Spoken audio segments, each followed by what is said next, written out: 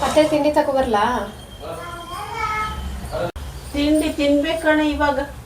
ಹ್ಞೂ ತಗೊಂಬರೋಗಮ್ಮ, 10 ಗಂಟೆ ಆಗೈತೆ. ಸರಿ ಅತ್ತೆ, ಕೈ ತೊಳ್ಕೊಳ್ಳಿ, ತಗೊಂಬರ್ತೀನಿ ತಿಂಡಿ. ಅವ ಕೈ ಎಲ್ಲ ತೊಳ್ಕೊಂಡು ಕೂತಿದ್ದೀನಿ, ನೀನು ಹೋಗಿ ತಗೊಂಬರೋಣ ತಿಂಡಿ ಫಸ್ಟು. ಸರಿ ಇದೆ, ಆಮೇಲೆ ಮಾಡ್ತೀನಿ ತಿಂಡಿ ತಿನ್ಕೊಂಡು. ಹೊಟ್ಟೆ ಬೇರೆ ಹಸಿತೈತೆ.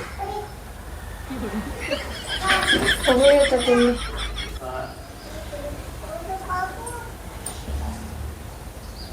ಕೊಡೆ. ಏನೇ ಇದು ತಿಂಡಿ? ಸೇಮೆ ಉಪ್ಪಿಟ್ಟತ್ತೆ. ಬೇಡ ಕಣವ ನೀನು ಸೇಮೆ ಉಪ್ಪಿಟ್ಟು. ಎಂತ ಸೇಮೆ ಉಪ್ಪಿಟ್ಟಂತೆ. ಇಂಥ ಉಪ್ಪಿಟ್ಟು ತಿಂದ್ಬಿಟ್ಟು ನಾನು 4-5 ಮಾತ್ರೆ ನುಂಗಿ ಬೆಳಗಿನ ಸಾಯಂಕಾಲ ತನಕ ಇರೋಕ್ಕಾಗುತ್ತಾ?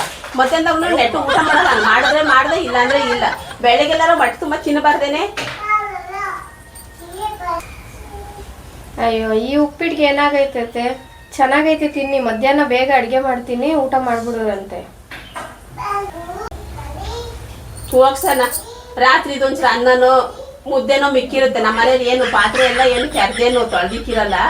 ಏನಾದ್ರು ಅಲ್ಪ ಸ್ವಲ್ಪ ಅದನ್ನು ಇರುತ್ತೆ. ಅದು ನಾವು ಒಂಚೂರು ಮೊಸರು ಹಾಕ್ಬಿಟ್ಟು, ಒಂದು ಈರುಳ್ಳಿ ಹಾಕ್ಬಿಟ್ಟು ಕಾಯಿಸ್ಕೊಟ್ಬಿಡವ, ಒಂದು ಮೆಣಸಿನ್ಕಾಯಿ ಹಾಕ್ಬಿಟ್ಟು ತಿಂತೀನಿ.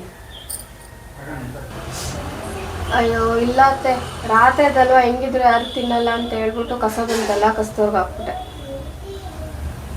ಏನಂದೆ? ಕಸಕ್ಕೆ ಹಾಕ್ದ? ರಾತ್ರಿ ಅನ್ನ ಮುದ್ದೆ ಕಸಕ್ಕೆ ಹಾಕ್ದೇನೆ?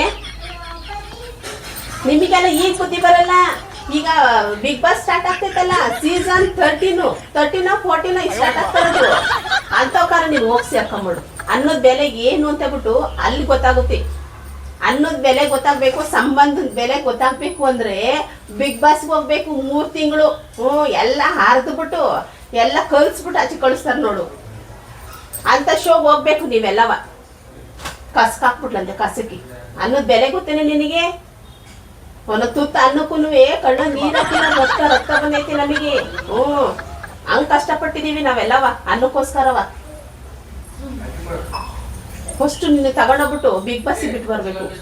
ಆ ಸುದೀಪಣ್ಣ ನಾನು ಕೇಳ್ಕೊಂತಾನೆ ಇದ್ದೀನಿ. ನಾನಂತ ಸೊಸೆದೇವ್ರಿಗೆ ತಗೊಂಡೋಗ್ಬಿಟ್ಟು ಆ ಕಡೆ ರುಬ್ರಿ ಅಂತ ಹೇಳ್ತಾನೆ ಇದ್ದೀನಿ. ಅವ್ರಿಗೆ ಯಾವಾಗ ಕರುಣೆ ತೋರಿಸ್ತಾರೋ ಏನೋ ದೇವ್ರಿಗೆ ಗೊತ್ತು.